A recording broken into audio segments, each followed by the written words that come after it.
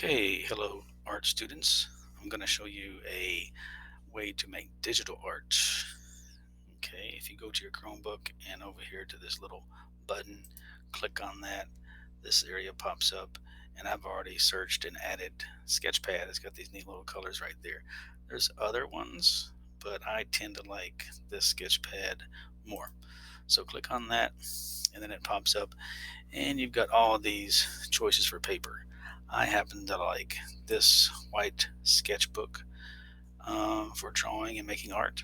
So then I would hit apply, and then you go up and look at your toolbar and start exploring. That's the best way to figure out how these things work. And let's click on paintbrush and maybe the color green, and we'll make some dots for International Dot Day. Okay. Now, if you happen to want to change one, you can always use the eraser. Lots of other tools. Here's a star. Put one right about there. Okay.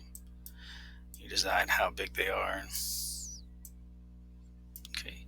So I'll let you play around with that. You can always save it, and when you save it, you can upload it to Canvas on your Chromebook. You'll see where you saved it in your files, probably a recent file, and then you'll upload it to Canvas if you want to make art using digital art.